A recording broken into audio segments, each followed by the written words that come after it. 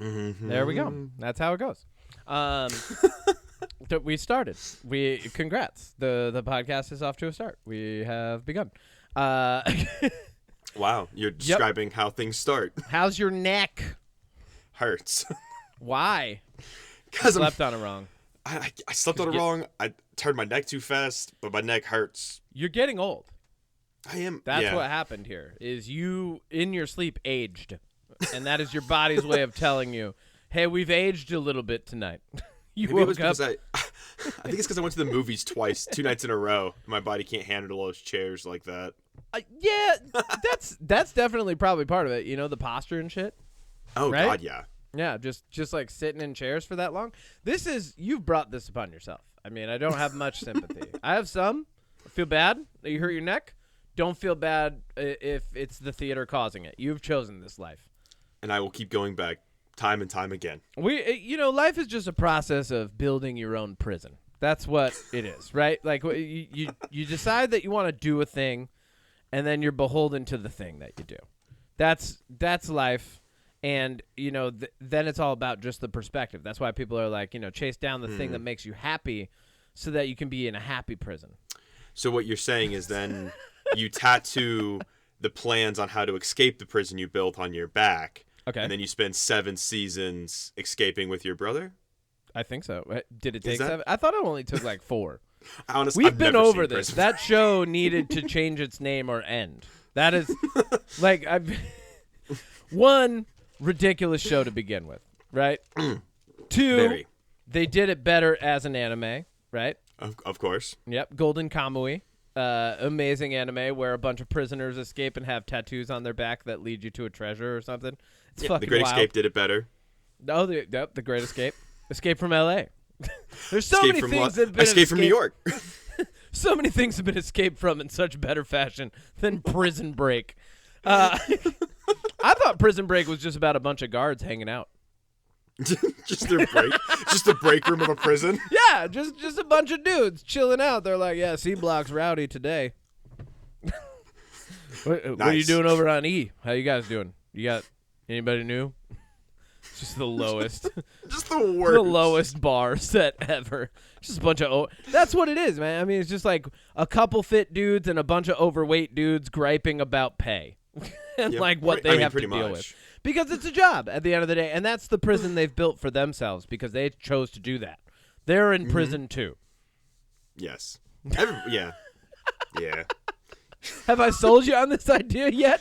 I think we should write the show. I'm already thinking about jokes and gags and recurring bits. Prison Break, the Prison Break room, the show. And then we can get the people that starred in the show to cameo as guards. And then they can say, I'm just taking a break. And then it'll be like a wink and a nudge to the camera. Yeah, and they'll wink. It writes itself. That's the only time we break the fourth wall is when they wink. They turn. They're like, it's a prison break. Wink. Room. That would be perfect. I would love that show. I would watch that show. We need more absurdity in the world. This is what we need. We need that. That's what we need. Prison Break Room. We need Ice Road Trucker Stop. We'll do a whole series. This would be great.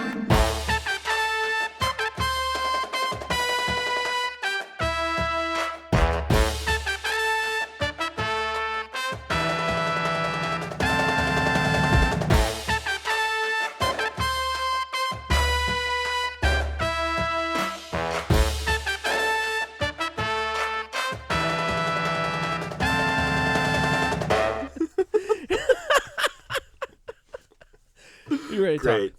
talk? Yeah. Okay. You ready to clap? Yeah. Okay. Yeah. 3, 2, 1. Wait. Oh, hold on. All right, hold on. Do it again. 3, No, that 2, was on 1. No, go one more time. You're making me slap myself in the face, man. 3, 2, 1. Welcome back to another episode of the UnPop podcast. I am your capitan of this ship, Toto LCM Bray. Kevin Miner, he, him, with me as always. Odie Matthews, the chef, cooking up that wonderful content. They, them. Yep. Yeah.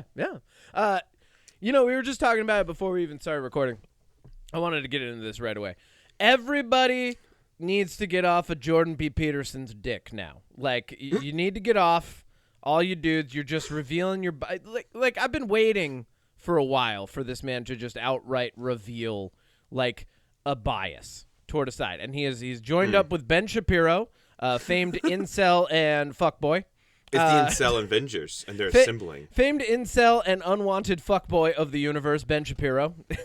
Jordan B. Peterson, famed carnivorous man who only eats steaks, have teamed up with all of their wisdom to do a podcast. This is the daily, like, I've had people quote news articles to me before and actively guessed that they were from the Daily Wire just based on how the person was talking about it and how hard their bias was. Like, the Daily Wire should just be renamed the Daily Bias because it has a bias toward an ultra-right perspective, right? Like, the ultra-right, their boogeyman is the word woke, just the word woke. Like, any, like, they could see, like, a kid wearing a pink shirt and be like, it's fucking woke culture. It's woke culture. Get it out of this Target. It's a color that's existed for years. I came to Target not for the wokeness. But no, like, they have this boogeyman of wokeness, and then they just I think it's that imaginary enemy grows more and more in their mind, and they feel more and more disenfranchised by a changing world, something that's always been here. They just become this ultra right person because Jordan B. Peterson didn't start that way. He didn't, right? I was thinking about it this morning, and I think it's actually a detriment for me to reference some of the more intelligent things he has said now without adding the qualifier. However, unfortunately, he's more and more revealing a cultural and social bias to us. But he has said some really great things, and he's got some good books. And, like, I don't want to take all the credit away, right? Like, I don't want to go, let's rewrite history on this, but let's pay attention to what's actually happening. I think anybody associated with the Daily Wire is revealing, I adhere to an ultra right bias, right? Yeah, I mean, this all reminds me, did you hear that Andrew Tate might be running for the Prime Minister of the UK? That's horrible. Right? Like, I seriously feel like we are just living in this, like, parallel universe where, like, it's just celebrities and, like, political figures that shouldn't exist having all the power. I'm gonna get a little heady on this real quick. All right. Plato, right? We're going back to BC. As I like thought you to meant, like, do. the thing you played with. No, Plato, not Play-Doh. Oh, Plato, gotcha. Plato the philosopher would be fucking wild. That's a new show. That's our next show. In his treatises on spaghetti formations, Plato seems to really push the premise. So Plato, famed writer of the Republic and apologist for Socrates, who may or may not have actually just been Plato's opinions disguised in book form so that he didn't get murdered for them, right? And then at the end, he has Socrates die. Socrates may have not existed. It might have been Plato. That's a sidebar. Plato, he referred to democracy as the tyranny of the people. Now, this isn't like, he wasn't saying this is the absolute truth of democracy, right? He was saying that eventually and inevitably you will reach a point in a democratic body where the side that tends to be the most emphatic, it might even be delusional, right? The side that tends to be the most passionate, it might even be out of fear, will eventually hold sway over the public, right? That it's the tyranny of the people. And he says that it almost inevitably leads to a lower form of government with one person in charge. That was his theory. Here we are. We're in a democracy. We do tend to see that passionate, fear-based politics can win elections. We're noticing that there's a pattern. So we might be at that point where the quote, the tyranny of the people, becomes more aptly applied here. I don't think I would do that just yet. Also, I'm not a pundit. I'm here to be silly. So, but I do want to point out when we talk about stuff like this, I think it's important to note that, like, this is why I say nobody should be surprised. Like, you shouldn't be like, the knowledge for this exact scenario exists 1,000+ years ago. Like we've had over a millennia to prepare ourselves, but we have unfortunately as a collective not done so. Yep. Like it's like everyone keeps walking by the emergency fire extinguisher and not reading in case of emergency break glass, and then the emergency's coming up and we're like, I wonder how we can get into that thing. Like, and I feel like when we do finally pull the fire extinguisher out, someone's just gonna throw the whole thing in the fire, not pull the pin, just throw the whole thing. Just be like, this is how this works, right? I think I remember this. Here's another really funny thing that's happening. There's a ton of people right now. I call them modern grifters. They're making a lot of money, labeling themselves as as self-help coaches, but all they're doing is just regurgitating books at people. So like they're literally taking the effort out of the learning process.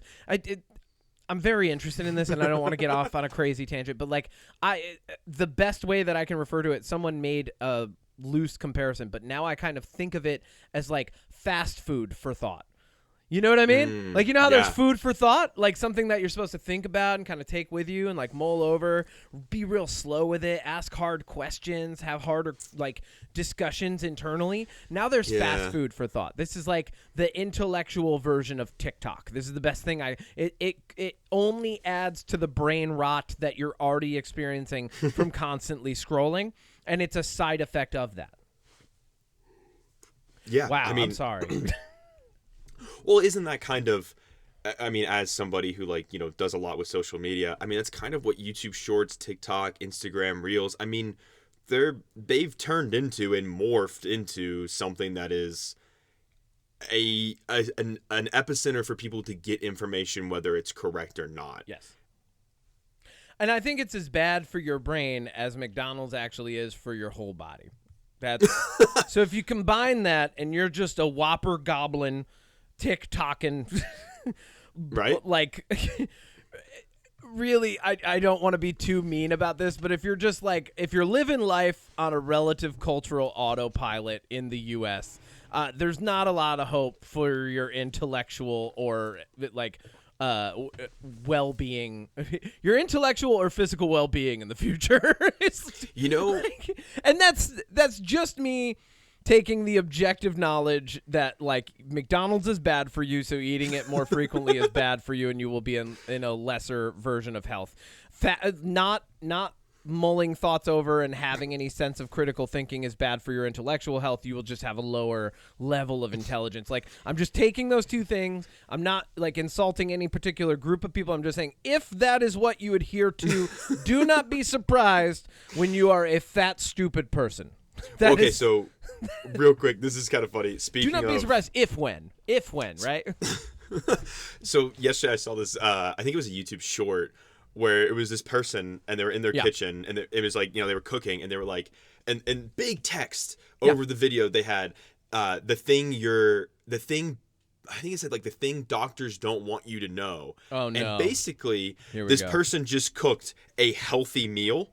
Yeah. And ate it. And that was it. They were like, the thing that your doctor doesn't want you to know is that like if you eat healthy, you'll be healthy. Yeah.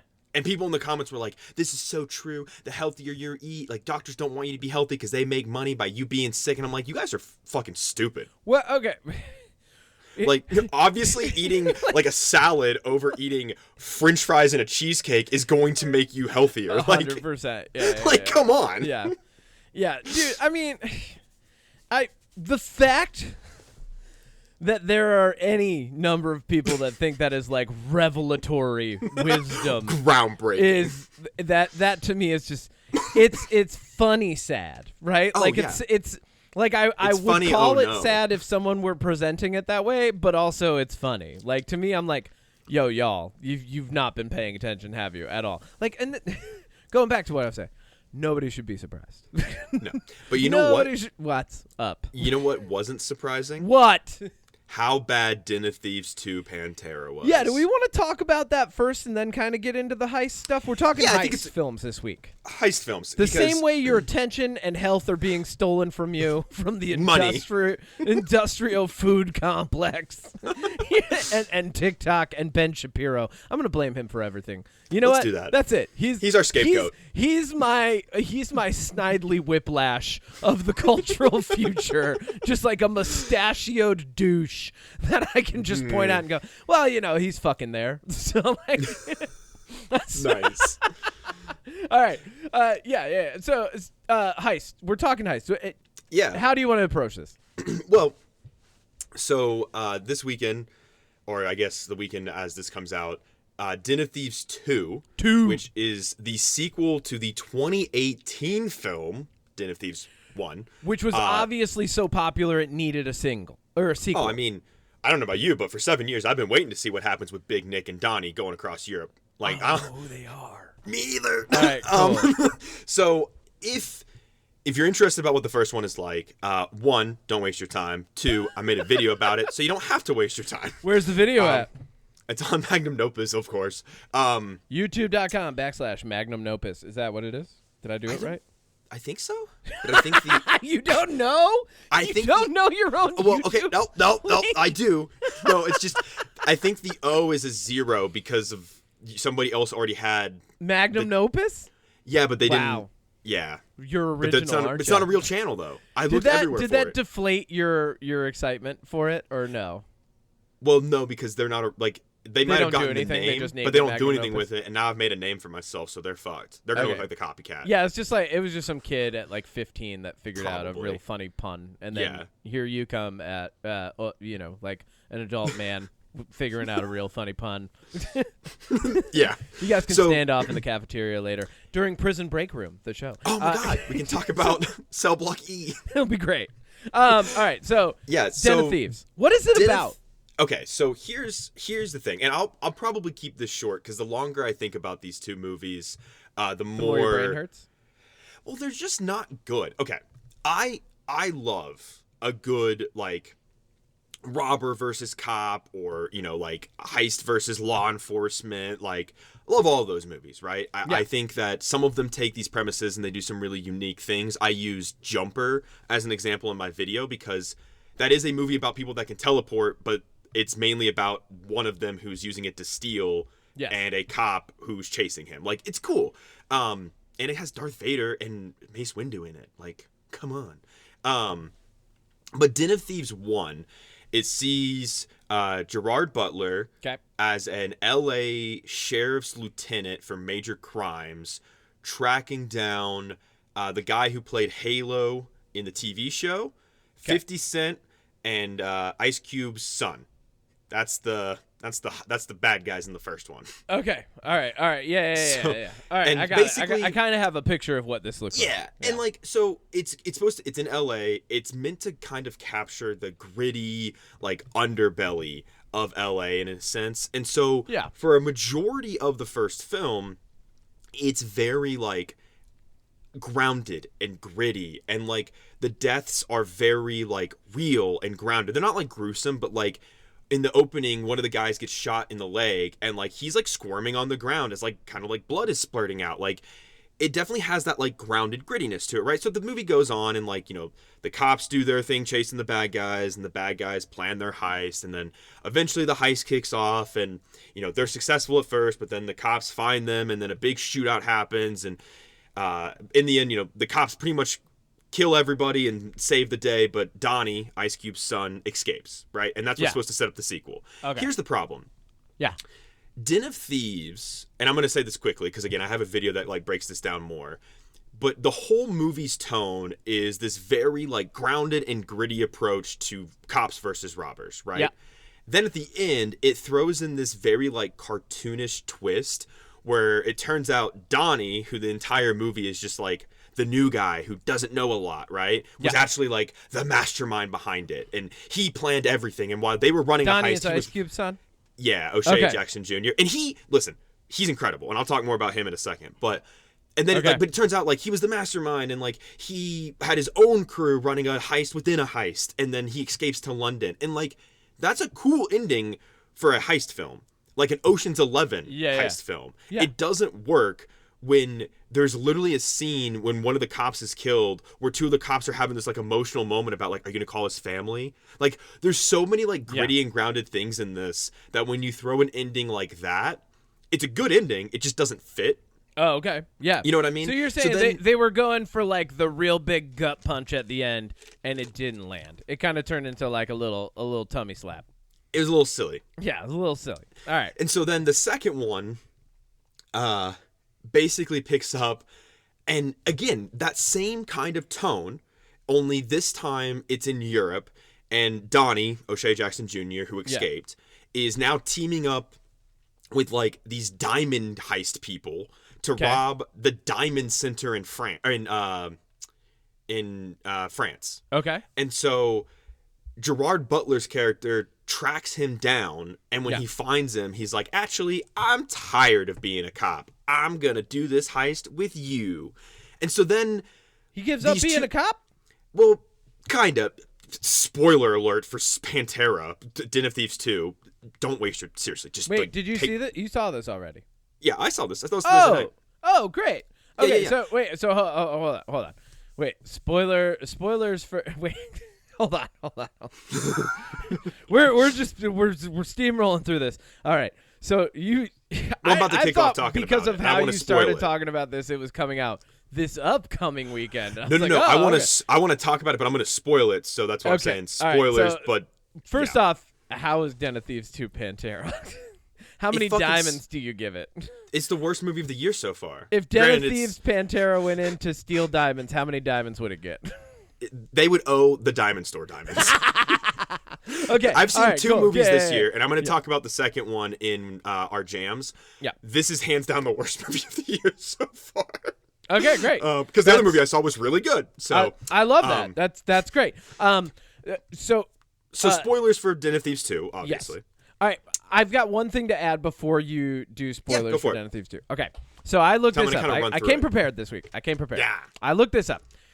The anatomy of a heist film. If we could. Here we go. Let's go to the mansplaining corner for a moment. No, I've got an audio effect for that. I know. I just did it. Right. No, that's not it. Go! No. Mansplaining corner.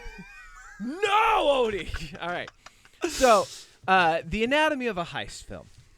1, the crew. You gotta have a crew, right? You gotta have a crew. Gotta have a crew. If you're doing a heist at all, there's a crew, right? Okay, let me check Sometimes these you got off. the wacky tech guy. Sometimes I'm gonna check you got Den of like Thieves 2 off as we go. Yeah, so you got they have a crew. There's always a demolitions expert. They right? have one of those. Yep. There's always That's 50 Cent. there's always the muscle, right? Yep. You got the muscle. Got one of those. That's Yep. Bosco. There's always like the tech guy or girl. Yep, got right? one of those. Oh, there was a girl in this one. The tech dude Codename or dudette. Cleopatra.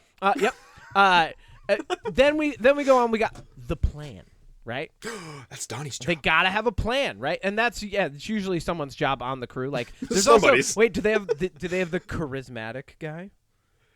The first one, no. The second one, yes. Okay, cool. Yeah. All right. So the second one seems like it's more falling into this category anyway. So then there's the plan, right? They come up with the plan. And there's usually a scene where they're revealing the plan or we're watching the plan in action, right? Mm-hmm. Then there's the execution of the plan. This is where shit goes wrong, right? Or Any goes good right. heist movie, the execution is messed up by the twists and obstacles, right? So we got the crew, the plan, the execution, then we got twists and obstacles. Then typically, I would say this doesn't have to be the case, but typically there's the backstab.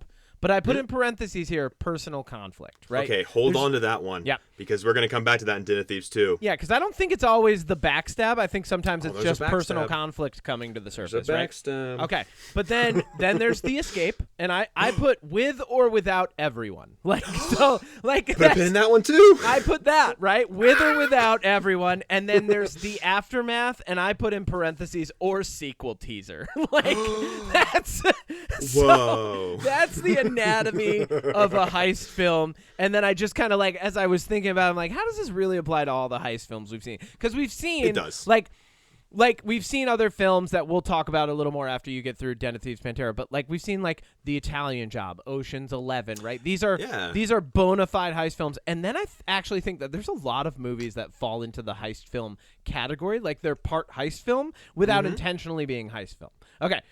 Den of Thieves spoilers. I'm done mansplaining. Thank you. Oh wait, you have your own music. Sorry. Not for being done with it. There's no music. You don't get played off stage when you're mansplaining. You're just done. You just stop when you're done. And people are either there or they've left. They've already left. They're gone. So Den of Thieves spoilers for Den of Thieves 2 Pantera. Yeah. The metal band, go. Yo, hold up, man. Alright, these are spoilers. Okay, first and foremost, the only reason this movie is called Den of Thieves 2 Pantera, there is a throwaway line about the cops that are chasing the Diamond Squad. And they're like, yeah, their squad's name is Pantera. That's it. That's it. Love it. It's That's one it. line? It's one line. They don't make it a big thing. No. They don't do like a big reveal. No. They're like, we got to bring in the Pantera squad. Yeah, the cops don't even stop them, really. So, like, their squad is useless. They're barely in it. It makes no sense. So, here's the thing. And I'm probably going to keep this pretty short. I'm going to go through kind of, like, chronological of the movie. Yeah. Kind of wrap up why it's stupid. But, yeah. So, Donnie is doing heists in Europe. And he's teaming up with this group of people to do a heist for the Diamond Exchange. At the same time, back in L.A., Big Nick, played by Gerard Butler, is working with an FBI agent who was in the first one. He's trying to track down Donnie because Donnie's the only robber in the last movie that got away. So, because he ended up killing all the other ones. Yep. All the other robbers got shot and killed. So he ends up like finding out that Donnie was like pinged in France, and so he goes to meet up with Task Force Pantera. I think they're Interpol. Maybe they were Interpol. Okay, I don't know. here's the funniest thing about Pantera. What do you think Pantera means? The name. Honestly, do not know. I thought about looking it up, but I didn't. This even applies to the metal band. Because this is the funny thing. I think this is one of those words that sounds Latin enough, right? Right, Yeah. Right. Like it sounds like you could break it out. You could be like, well, the root words, right? But it's not. It's literally the Spanish word for panther. That's it. Period. End of statement. The metal band Pantera named themselves Pantera because a friend suggested it to Vinny, the drummer in high school. And he was like, yeah, I'll pitch that to the guys. They were originally considering names like Eternity and Gemini, which are not as cool, right? Pantera's kind of got like that sound to it, right? So they took Pantera, just a Spanish word for panther, and that was their name. And so now these cops are named Panther Squad. You want to know what the robbers call themselves? What? The Panthers. I'm not kidding. What? Dude, okay, so... Wait, in the movie Den of Thieves, Pantera, it's the Panthers versus the Panthers? No, This is the Pantera's... dumbest It's Pantera Squad versus the Panthers. But it's just that's like Panera bread. Bread time bread. Pan, right? Pan, bread, era, time, bread. Panera bread. It's bread time bread? What the fuck? It's bread time Pantera, bread. it's Panthers versus the Panthers. If I'm remembering correctly, I'm not going to lie, this movie is 2.5 hours long. And For no reason. Does not need to be. The halfway mark, Kevin, I'm not kidding. If I leave a movie, I wait till the last 10 minutes. Yeah. Because in the last 10 minutes, I'm like, my catchphrase when I leave a movie now is, I get it. Like, I get it, yeah. I get it. Yeah. I wanted to leave halfway through. Wow. Okay, this movie opens, right? The very opening scene is Donnie's like current crew pulling off a robbery at an airport for like this airplane like is in a hangar, and they drive up and they rob it, right? Yeah. They drive up in cop cars, dressed as cops. Okay. And then immediately the cops come after them. Yep. They drive away, get in a container, and that's it. Like them being cops had nothing to do with the heist, but they're cops for some reason. That's weird. Wait, it's so at they night. Show up as cops. That's like their cover so that they can do it faster, or doesn't matter because immediately they shoot out the camera and then the cops get dispatched anyways. And then when the cops show up, they drive away and the cops chase them. So being cops didn't matter. Anyways, it's one of the many stupid things that this movie does that, like, I think this movie thinks it's being really clever at times. And it's just not. It does that thing where it kind of throws a bunch of tropes at you at once and hopes that you'll go, oh my God, I love all these things. But like, it's too much. So anyways, Nick ends up finding out that Donnie, where he is and what's going on. And he lies to the cops and tells them that that's not the guy he's looking for. And he meets up with Donnie, and Donnie tells him like that he heard he got fired. Yeah. So like maybe Nick isn't even a cop anymore, but I guess he's still using that cover with Pantera Squad. And so he like blackmails Donnie and frames him into letting him join his team. And then it's just a very long period of like them planning the heist. Yeah. Donnie and Nick getting drunk and riding scooters through France. Like, one of the guys on the team doesn't like Nick, so they get into a fist fight and he gets kicked off the team so he can come back later and shoot at them for a second. Is this more like a dramedy? Like, what? Okay, I'm glad you said that because the first one was very serious and didn't have a lot of comedy. This one tried really hard to have a ton of jokes, and a lot of those jokes were homophobic in nature, so that was fucking cool. That's great. We love that. Yeah, just a like bunch the of joke dudes yelling "no homo" at each other. No, the joke is that Nick, Gerard Butler's character, would always joke about the other guys being like his boyfriend and stuff. It's just like weird gay humor that didn't land. Okay. Because it's homophobic. Yeah. So then they go to pull off the heist, right? And it's easy. They make robbing the Diamond Exchange look easier than robbing the Federal Reserve that they did in the last movie. Like the last movie's heist, I'll give it credit. It actually had some pretty cool like elements to it. It's all nonsense and relies on luck and people at, where they're robbing being oblivious and bad at their job because like, how would you be that bad at your job? And it's the same thing with the Diamond Exchange. They literally just jump onto the roof, wait for the cameras to cycle, rappel down an elevator shaft, and then just break into the vault and leave. Like it doesn't look hard. It doesn't look like there's any like real tension, but as they're escaping, Nick gets left behind, funny enough. Yep. And then the cops start chasing him, and then like there's a car chase, and the people that left the crew earlier show up, and everybody like fights and drives and shoots. And then at the very end, would you believe it, that Nick gave the robbers up to the cops? Oh no, he gave them up to the Panthers to the Panthers? And then he felt so bad that he helped break them out of prison.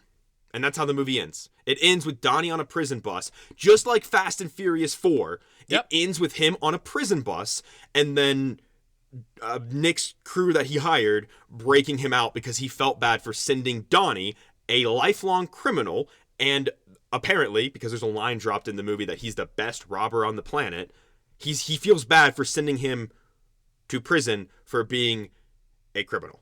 Wow. So he breaks him out, and that's how the movie ends. And then the director was like, yeah, I want to do a third one. And I was like, if you do, I'll burn this place to the ground. Wow. So we hit all the elements, though. We got the crew. Probably spent too much time with the crew. They do have a plan. They executed it. There were some twists and obstacles. There was a backstab. Somebody even got a little mad and came back, had a little personal conflict, shot at him, right? Then we got the escape, with or without everybody, and the aftermath. Proper heist film. We did it. Bad. Garbage. Yeah. So I want to say this here because I'm not gonna lie, I didn't see the first one. It's #1 on Max right now. I'm still not seeing it, and I won't see the second either. You should watch my video instead. I usually do. I know, I'm just kidding. When it comes to bad movies, I watch you talk about them. I got it covered. Watch them. Yeah. So here's how I'm going to do this because I'm seeing a ton of movies this year. I mean, I literally saw 2 this weekend. Yeah, hit me. I think I have 2 next weekend again. So to keep it simple for ranking, instead of being like 3 stars out of 5, I'm making this super simple. It's either going to be good, garbage, or fun. Okay. Easy enough. This one's Den of Thieves, garbage. Okay. So I feel like that's an easy way to keep it simple. Well, I like so when we're here, we have the scale. We're like, but was it fun? Right? Like we'll talk about a movie, we'll say whether it was good or bad, and then afterward we'll kind of ask ourselves the question, but was it fun, and like was that at least worth the time? Because you'll go to like a theme park. It's not like you go on every fucking ride, but as long as you had fun, it's fine. Like, that's all we're looking to do. We're looking to have a little fun with our lives. Let's have a little fun right now. I want to mention these honorary. Actually, let's do top 5. Let's do top 5 heist films for you and I, right? A little fun. Let's have a little fun with that. And then I'll go through honorary mentions, and I'll try to remove the ones that we may have mentioned. Yeah. So I'll start. I'm going to start with number 5, right? Yeah. Yep. Number 5, working down to number 1. I personally, now these are movies I am prepared to justify these choices. We have at to. any point. And feel free to ask me any questions about them. Feel free to try to poke holes in my logic on this. I think that a lot of movies that aren't heist films are unintentionally heist films. And I thought about this a lot because as soon as originally I was just going to come in here with a fucking insane list of movies and then just spend the entire podcast justifying why they're heist films. That would be on brand for you. As I was doing that, I realized I actually have a better window to create clear cases for some movies that are not heist films but qualify as heist films, okay? Kind of like how, Die Hard and Prometheus are Christmas movies, you know? Christmas movies. Yeah, quote unquote. Yeah, these are my top 5 heist films. Let's do it. Give it to me. Number 5, The Hobbit. It's a movie. A wizard shows up with a crew of dwarves and enlists a burglar. What do? They steal treasure from a dragon. I mean, you're not This is wrong. a heist film. It is a heist film. Good. I'm glad I got you. What's your number 5? I'm not even going to justify it further. He shows up. He's like, the dwarves show up and they're like, who's this guy? And he's like, this is Bilbo Baggins. He's a burglar. And they're like, okay. Yeah, he burgles everything. He is, right? What happens when you drop a burglar in a cave with nothing in it but a weird other Hobbit thing and a ring? He walks out with the ring, baby. All right, that's it. It was number 5. What do you got? Okay, my number 5 might kind of be a little controversial as well, but I put Star Wars Rogue One. I agree, film, baby. I agree. No, heist I agree. film. That is a heist movie. Yeah, they've got a crew. They've got a plan. They have the plans. The plan is to get the plans. And nobody makes it out. So and nobody makes it out. That's a top-notch answer. I can't wait to hear what number 4 through 1 are for you because those are good. All right, the next 2 for me are actually series of films, and I couldn't. So what I'm going to do? I have a couple of those. I'm going to say the series, but then I'm going to pick out the film that I think is the most heisty of all them. But this is a series where every single movie has a heist element. Is it Mission Impossible? No. Number 4 for me is Pirates of the Caribbean. Oh. Number 2, Dead Man's Chest, is the most heisty of all the films. It's like the whole third act is nothing but backstabbing. Yeah. And once again, you got a crew. What are pirates called? A crew, right? They have plans. They try to execute the plans. Everything goes wrong. There's lots of twists and turns, including a cannibal tribe that we didn't plan on, and a kraken, right? They're going after Davy Jones' chest to get his heart that's in the box, and then the whole third act is backstab, backstab, backstab, backstab.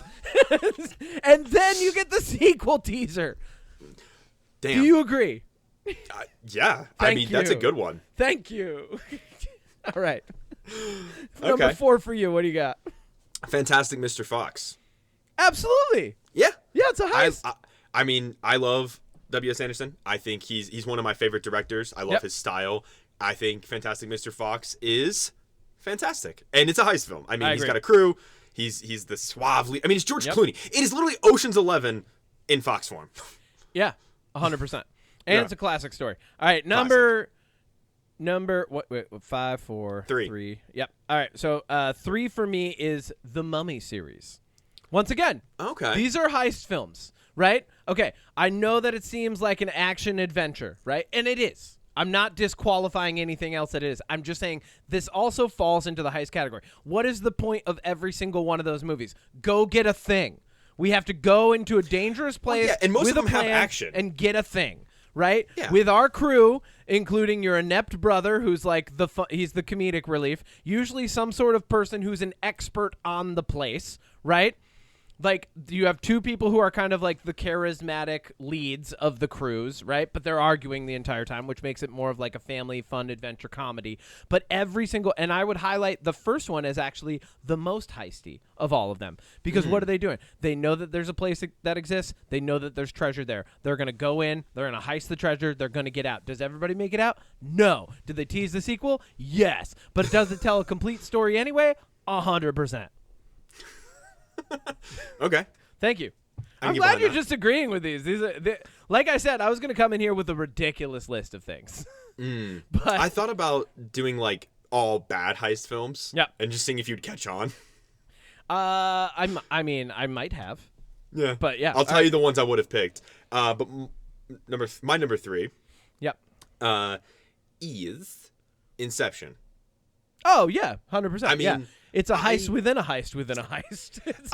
I went for movies more that are like untraditional heist films Oh, because yeah. I love the way you went with like, you know, movies that aren't technically heist films but are heist films. I was like, what's a heist film that's like different? Mind heist, you know? Oh, like, yeah.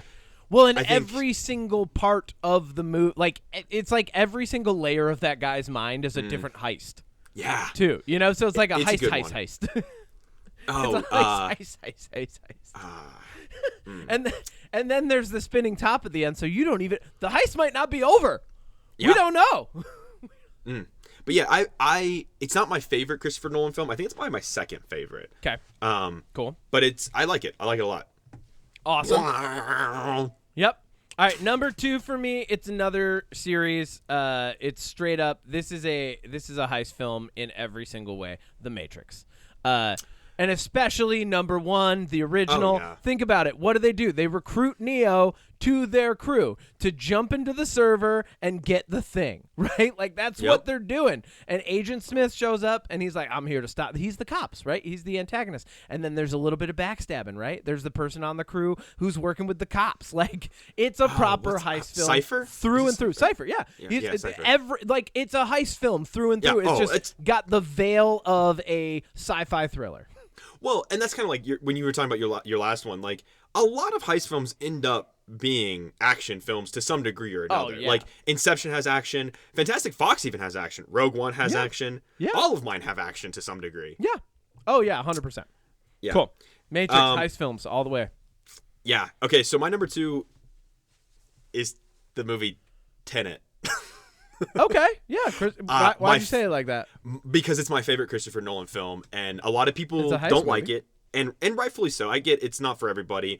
I think it's incredible. I love the reverse time heist. I love how at the end it's literally a heist of some people moving forward and some people moving backwards. Yeah. Again, it kind of plays with that trope, and it highlights again why I really love David Washington Jr. Yep. who's the lead in that. Yep. Denzel's kid. Yep. I love Aaron Taylor Johnson, again, who's in that. But also, it just highlights how good of an actor Robert Pattinson is. Are we just calling him Craven now? Aaron Taylor Johnson? yeah. Do we just Yeah, call he's him Craven. Craven now? Craven. He's got Craven. He's Craven.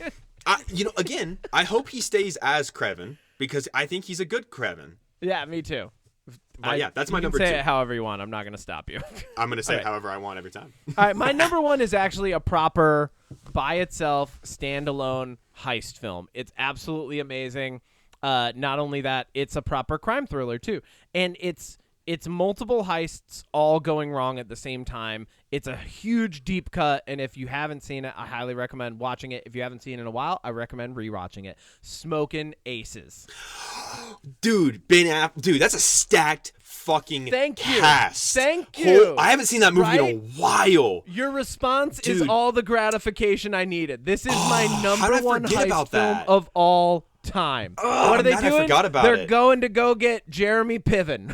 Why are they getting him? Because he's a Entourage. fucking idiot. 'Cause, you know, Dude, but then everybody's just like everybody's got a different plan for how to get him. So there's like Yeah. 5 heists happening all at once, including even like the fun run and gun chaotic heisters. You Mm-hmm. know, like they show up and they all just screw each other over because they're all assassins, right? Like it's amazing. I love that movie. Like 100% through and through, best heist film. Yes, I remember Thank the you. first time I saw that, and Ben Affleck's crew is making the plans, and they just get gunned down. I was just like, what the So fuck? great, right? Like, what the fuck? Because that was probably one of the first movies I saw where I was like able to recognize a lot of the cast at that point because I'd seen a lot of movies and I was like, oh my god, I can't wait to see. Oh my god, half these people I like are dead. Like, Dude, that, yeah.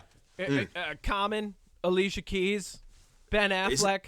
Jeremy Piven. Yeah. Oh my god, fucking so many great actors are in that movie.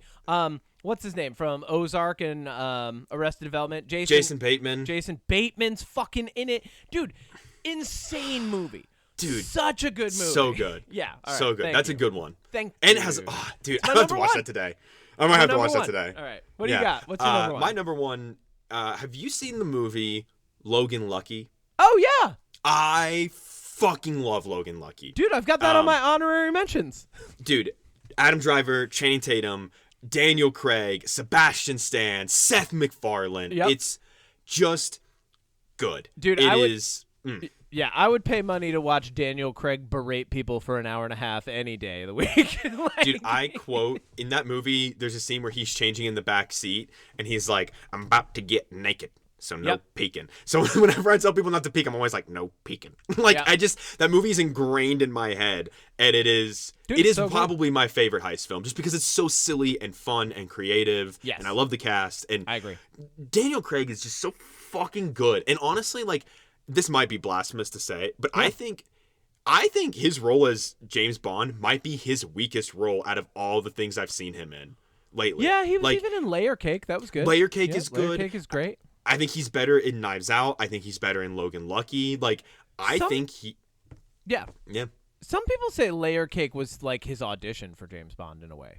I think it kind of was. Yeah. It's Last Jedi. Ryan Johnson did Layer Cake, I think? Yeah. Ryan Johnson did that. Ryan Johnson's amazing, and I love that. Like after James Bond, he just grabbed Daniel Craig again. He's like, "You're gonna be a detective now." He's like, "You're mine." Also, I wonder. This wouldn't even be on my honorable mention, but speaking of Ryan Johnson, his movie Looper could almost be considered a heist film of sorts. Kind of. It's more of a noir detective. Yeah. Right? Like noir detective doesn't always fall. So the difference between a detective film and a heist film is, I think the detective film focuses on the detective attempting to accomplish whatever their goal is, even if it pits them against their own detective agency, right? So it's more the focus of the intrigue rather than the item that needs to be gotten. Yeah. You know what I'm saying? And in that film, he's more like, it's a thriller. He's like running away from the cops more than anything. There's not like a, hey, I've got a plan to go in and get this thing. Let's assemble a crew. Yeah. But kind of, yeah, still kind of in that category. All right, I've got some honorary mentions. Do you have honorary mentions? Yes. Okay, cool. You want to run through yours first, and I'll remove the ones from mine? Yeah, I've got the movie Hurricane Heist. Yep. Oh, I'm sure you put. I'm sure you put that on yours. I did not actually. What? I did not want to honor it with a mention. So similar to, I have two franchises. Okay. Fast and Furious, but specifically and only really the fifth one. Yep. Because it's it's the only actual good one. Yep. Well, Fast Five is it all centers around the heist. Exactly. So you're right. It's before they go off the deep end. Yep. 100%. And then for Mission Impossible, personally, I really like Ghost Protocol the best. The fourth one, I like that heist. It feels the most heisty. He climbs up the building with one glove. Like, he's got the running in the sand. It just got the most heisty stuff to me. Yeah, when you think about it, a lot of James Bond, Mission Impossible, action films like that have heist elements to them, right? There's always like a thing that you got to get. I qualify. I like I said, I was talking with my friend Laura last night, and I kind of broke it down in this way. I was like, action films really only have two categories: to get/do the thing, or to stop someone else from getting/doing the thing. Like that. Pretty much. Like, that's how action films function. It's either heist or reverse heist. Yeah. Yeah. Last couple on mine. Inside Man, Denzel, early 2000s or mid 2000s. Oh yeah. No, love that one. Inside Man is Clive Owen too, right? Yes. Yeah, so good. So good. Yeah. Yep. Wrath of Man is a Jason Statham, Guy Ritchie film. Okay. I really like that one. And then I feel like we've got to mention it, but obviously the Ocean's movies. Yep. I didnn't put them on any of my list because like that is the heist film. Like that is the heist film. So I'm not going to bother mentioning it. It's a heist series. Yeah, they're always about the heist. Yeah. I mean, 11's the best, but you know what's funny? I like 12 the most. Really? I think they're making a 14. I think it's one of those things. Again, I agree with you. 11's the best. I like 12 the most. Well, the best and your favorite can be different. Always, yeah. You know? All right. Here's my honorable mentions, and this will give you an idea of I removed some because it was just getting absolutely wacky wild. I'll give you the 3 most ridiculous ones that were going to be on my top 5 when I was being more facetious. Okay. The Toy Story movies, they're always heists. They're always heists. And that is compliments to Laura. She actually gave me that one. I was like, "Oh my God, you're right. These are all heist films." Disagree on that one. Going off of the idea of the Inside Man and being way too creative and maybe stretching it way too far, thinking about the longest con that you could ever pull, The Notebook. Oh my God, no! That does not count. And then this one, I was like, I'm not putting this on a list, but I have to mention this. I was going to come on and just straight up hit you with number 5 being Schindler's List. Why? Because he's heisting people to freedom. Dude, it's too much. I can't. I'm glad I didn't. Do you know what movie I'm surprised neither of us put on our lists? What? And maybe it's on your honorable mentions. I've got more. Yeah. Dungeons and Dragons. Oh, yeah, no, that's on my honorable mentions. Okay. Yeah. Okay. It's a movie about a heist to make up for the mistakes made during a heist. Exactly. And then in the middle of that, in order to make sure that the heist is successful, they have to go get Zank, the paladin, to do another heist. I mean, most dungeon delving, like, let's be real, if you're playing a D&D campaign, you do heisting. It's like, heisting. You're heisters. Yeah. Okay. So, more serious list. Baby Driver. It's about the driver of a heist, right? I do like Baby All Driver. about heist. I almost put that on here, but yeah. Well, I didn't put it on because it's heist adjacent. Like, it's more about the Exactly. drama.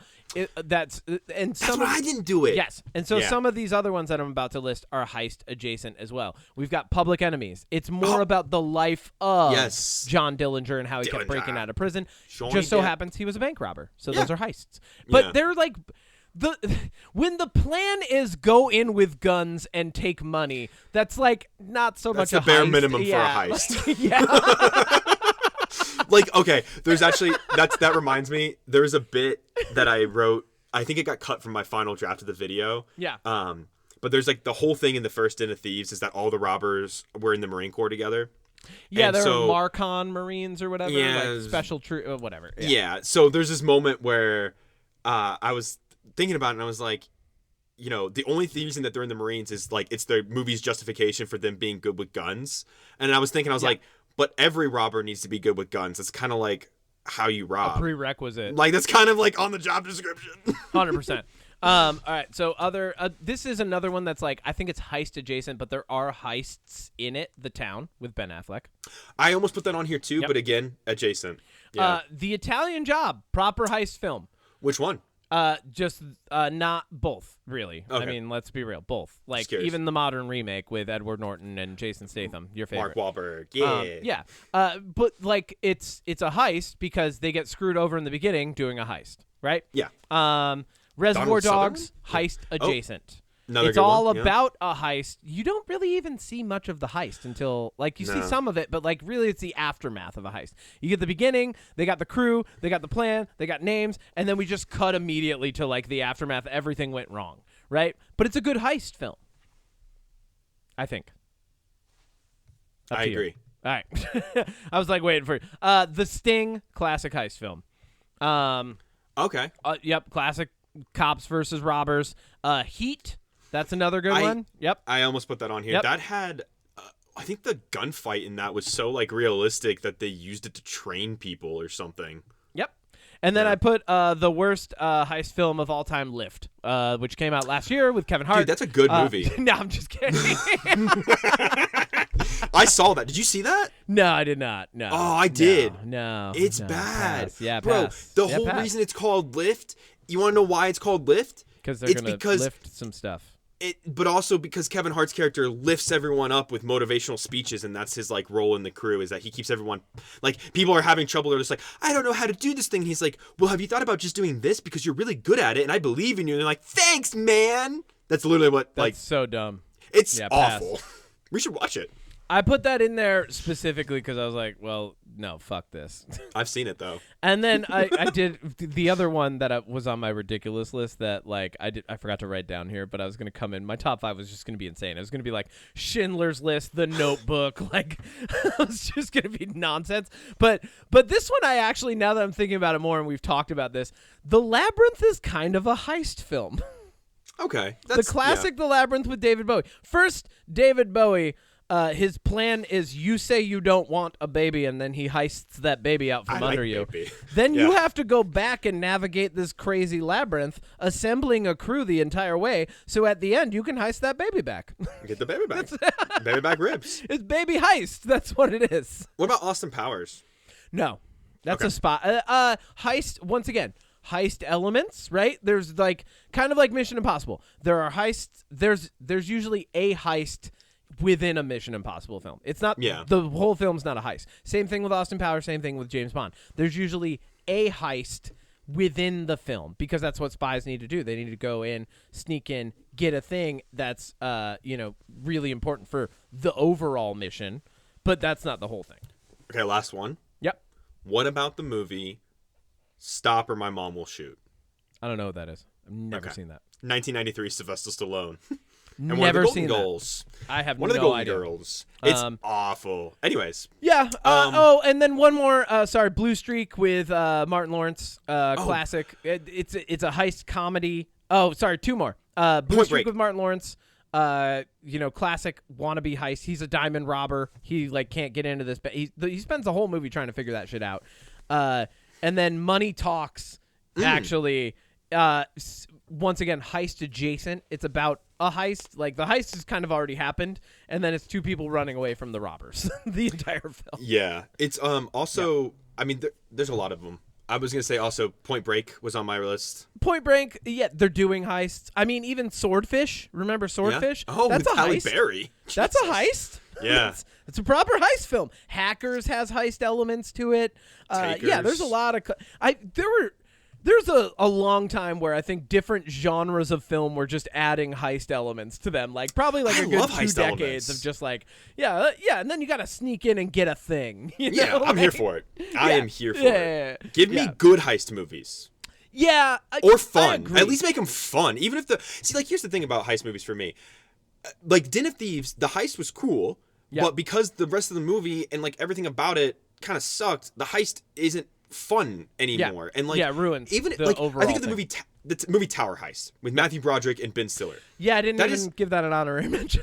That is a like really stupid. I should cover that on Magnum Opus. You should. But, like, it's at least it's fun and silly. But like when you combine fun and silly with a gritty and dark element, like those don't mix in a heist for me. Like Ocean's 11 is a great example of like keeping the comedy and keeping it serious, and they do a good job of teeing the line because it's kind of an elevated universe. Yeah, but we also we did not, and we'll just throw this out there. I am refusing to honorary mention. I'm just going to mention there was also the what is it, Zombie Army by fucking our favorite director of all time. I almost mentioned that just as a joke. I almost put that on my film because when I was talking about the worst heist films being my list, that was going to be number 1. It's Army of the Dead, I think.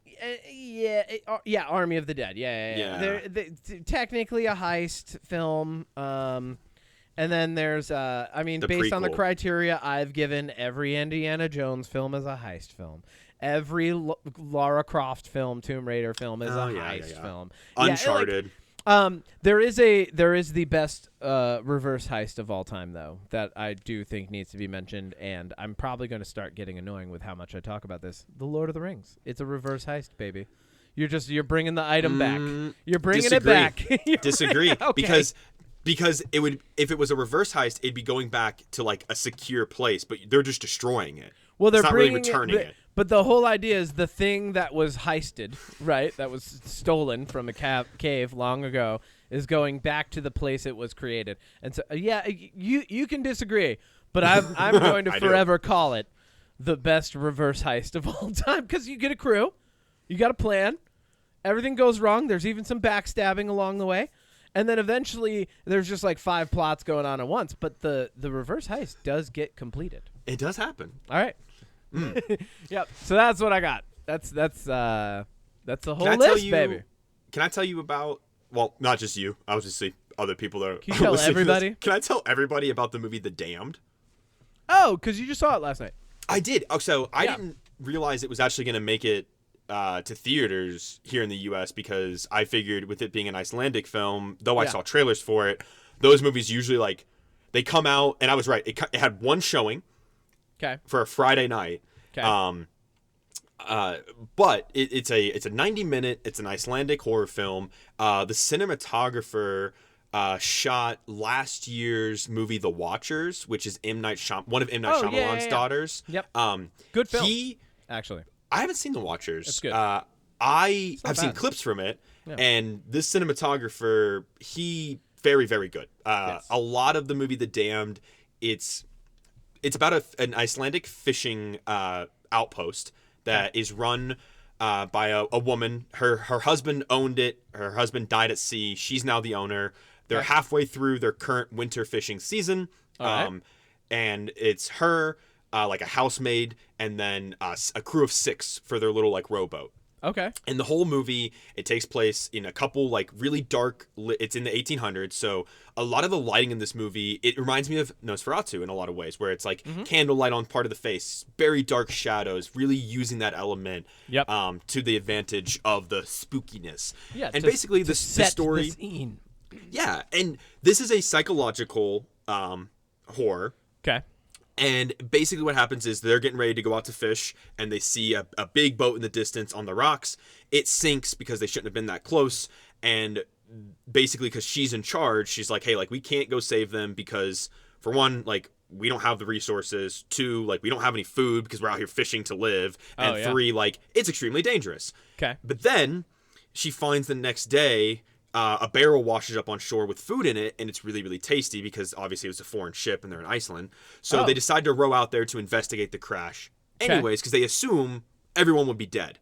Turns out a lot of the crew is still alive. They're just clean to the rocks. So this big like kerfuffle happens where the crew of the sunken ship's trying to get on the rowboat, and the rowboat people are trying to get them off. And during the commotion, the helmsman of the rowboat, so like the leader of the fishing crew, he falls in and dies. And one of the other crew hatchets one of the guys trying to get in the boat, and then they row off, right? Whoa. And that's kind of like what sets the scene. All done in like a lot of darkness, all really well done. Cool. And then as the movie progresses, and this is like what the trailer kind of ensues, there's this like evil presence because of what they did. And even though they couldn't do anything to save these people, even though it wasn't their fault, and they were just trying to save themselves, this evil presence is now haunting them, and it just like slowly starts to take hold. And it's like a metaphor for guilt. It's really fucking good. At first, when I walked away from it, because there's a huge M. Night Shyamalan style twist in this movie. Oh, nice. And at first, I was like, and then I sat on it as I drove home, and I was like, it's good. It does a really good job of being scary. It's very psychological. I love when horror movies use that hanging shot because you're like, what's going to happen? What's going to happen? And then sometimes something happens and sometimes nothing happens. Yep. And I love when they use that really well, where you're like, when is something going to pop out? And it's it's pretty good. I think it deserves a lot. It's getting a lot of hate. And I think it's because of the twist at the end, but I think the twist at the end is what kind of sold it for me. Okay. On really liking it. And if I may, cool. Can I spoil that twist? Because I doubt anyone's gonna get a chance to see this. Yeah, I'm not gonna put a sound effect. Just spoilers here if anybody wants to go see The Damned, or skip ahead like 30 seconds. A minute. Yeah. It turns out it was never an evil creature. Actually, there was a survivor from the ship that was like stealing their food, and because they were just so paranoid, they let it get to them, and by the end only 3 of them are left. But the main twist is the lady finds out that he's like a real person, and she has the opportunity to like help him, and she kills him anyways and then burns down the hut and then tells the other survivors, I got the creature, don't worry. But it was a real person. And like I liked that because throughout the movie, And here, no more spoilers because now I don't have to like that. Yeah. That can be, but like throughout the movie, as you see this presence and as you see what it's doing, and as you see the people start to get picked off one by one and then go insane, there are moments where you might look at it and be like, well, how does that make sense? But then the more you think about it, you're like, wow, it really shows you you're isolated, you're in the freezing cold, you're starving, your food is gone, like you witnessed a bunch of people die in front of you, you had to fight them off your boat. Like, what does that do to you psychologically? Oh, it's just, it's good. That reminds me a lot of, and I've seen the first season of The Terror. Yes, it reminds me of The Terror. Reminds me a lot of The Terror. Yes, The Terror was very good. The first season is really good. Yeah, that had a stacked cast too. That actually did similar. have a supernatural thing going on there, like a weird, like proper horror element to it, right? But yeah, definitely. Well, I like the theme there. It's also kind of implied that maybe it was both. Oh, this cool. movie too. So, Nice. but that's why I like it because it's vague. So yeah, Okay. really good. I liked it. It's 90 minutes. It's very slow. Like, do not expect to have like a lot of thrills and chills and stuff throughout this. It is very like it'll be like 15, 20 minutes in a 90-minute movie before anything like really. But I like the slow burn. I think it really adds to the psychological. It reminded me of Did you ever see the movie It Comes at Night with Joel Egerton? Yes. It reminds me of that. Yeah, very similar. Yeah. You know, Watchers actually kind of made me think of that movie too. So that's interesting. That like they're kind of in this realm of like vague, dark horror, like, but also dark in like the literal like dimly lit horror. You know? I love that. I love that a lot. All right, cool. So, is that your jam this week? Is that what's up? No. Okay. You know how before you were saying you don't watch enough, you don't have enough jams because I'm too busy with Magnum Opus. Because you're watching now I have bad two. movies Now I have all the too time. many jams. Oh Now I have wow! too All many right, jams. cool. Well, so pick one. the one that I think I'm gonna go with, and I thought about this, is One Punch Man. Oh yeah. I am late to the game on this. I basically over the course of like 3 days watched all 25 episodes. You're like a decade late. I am like over exactly a decade late. No, it came out in 2015. I am a decade late. Exactly. Wow. And then the second season came out in 2019. It's literally like Attack on Titan. Yeah, it took way too long. And it wasn't as good, but yeah. Season 3 comes out this year apparently. I've started reading the manga. Great manga. I like this a lot. Yeah. I was always hesitant to watch One Punch Man for a long time because I was like, oh, if he can just like beat everybody with one punch, how do you make that interesting? Apparently, the answer to that is in a lot of fucking cool ways. Yeah. Like a lot of cool ways. Definitely. I love Saitama. I love Genos. I really Genos. love their interactions. I love Saitama's personality and his like just nonchalant arrogance to everybody around him, but it's not intentional. He's just oblivious. Yep. I love it.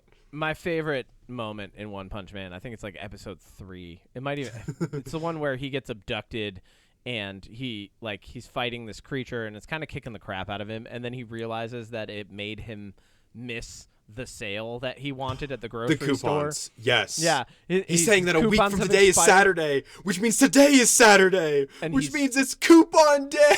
and he's so mad. And he And just punches the thing and kills it. And it's like you created all of this tension around like maybe he's gonna get beat up, and then he realizes that his coupons are gonna expire, and he's so mad. And then what makes that even better is Genos, who's this super powerful cyborg, and his like disciple then tells the big baddie in charge of that, he's like, I don't understand. He's like, I think he's talking about this. And he just shows him the coupons as Saitama's on his knees in the background with the blood everywhere. So funny. It's so good. It's so good. This, depending on how this goes and like where I get with the manga, I could see this, and I wait until an anime is over before I put it in my favorites list. Yeah. If this continues for me, it's going to make my top 5. I think the manga will make your top 5. The anime kind of goes up and down a little bit. I like it a lot. It's not. We'll see how in season 3 my- goes. But my top 5 anime is fucking wild, baby. That's a hard totally. category to get into. You've been in anime a lot longer than me, so mine is still very, I'm still discovering animes all the time. And I still randomly will watch like a banger of an anime that's like a hidden gem, and then years later people will be like, "Oh yeah, have you seen this?" I'm like, "Oh yeah, that was nice." Like, I feel like that. Yeah. So what's your jam? But that's mine. One Punch Man, great. The dub is on Hulu, Disney Plus, Crunchyroll, all of that. oh yeah, It's fun. What I like about it too is it left me wanting more because it's only 12 episodes a season, which is unusual because usually animes are like 26 episodes or something. yeah. They're like high usually 20s. a couple core, like as they call them, core parts, right? So my jam this week there is a punk rock group from, I'm gathering, the UK. I haven't done a huge deep dive on these chicks yet. They're called the Lambrini Girls, or Lambrini Girls. Have you heard of them? Okay. Lambrini. Yeah, the Lambrini Girls.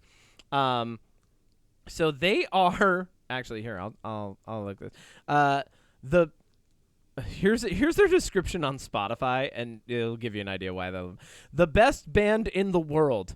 Imagine your nan is in the boot of your car with a croissant in her mouth and hears Bikini Kill for the first time. This could be you. It will never be us, as we are not Bikini Kill and we are not your nan. We are Lambrini Girls. Bon appetit. That's actually amazing. They're amazing. And what's really funny is they made me remember fucking Bikini Kill. Bikini Kill was a female-fronted punk band from the 90s, like a noise punk band. And I'm so glad that I just read that, because this made me think of that, and I was going to talk about it. Like, back in the day, when Warped Tour was... Back in the fucking day. I'm so old. Back in the fucking day when Warped Tour was just starting out, right? Like, late 90s, early 2000s. Yeah. Before emo took over.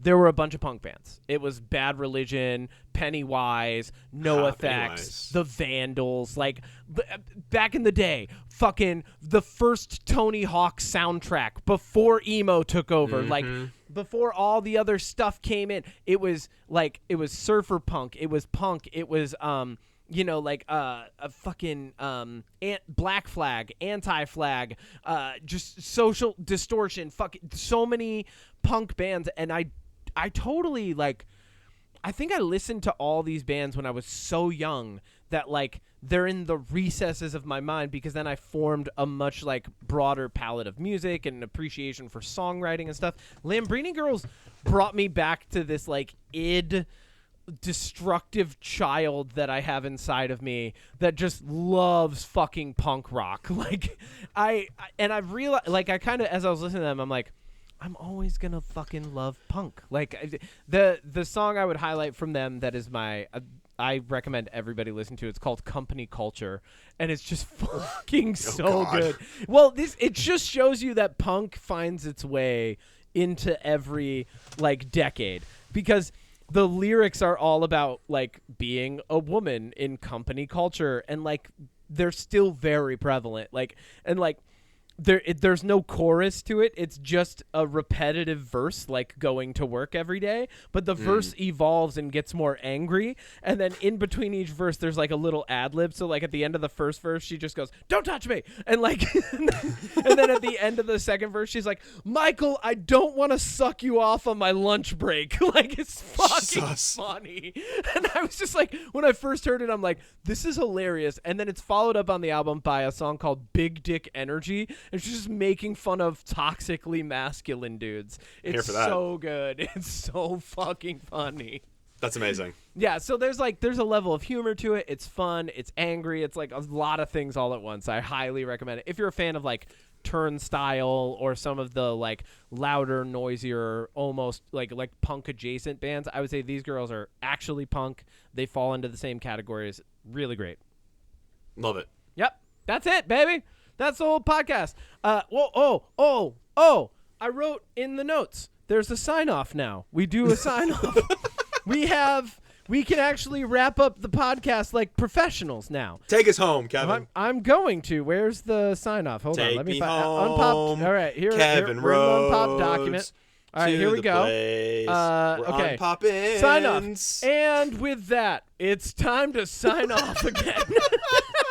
Thank you to all our listeners, old and new. Thank you to our friends and fans for writing in. If you have a comment, correction, or would like us to podcast live at your funeral, you can email us at mysecretpoweris@gmail.com. Remember to check out Magnum Opus on YouTube. We hope you have a wonderful week, and we will see you next time on the Unpop Podcast. Adios!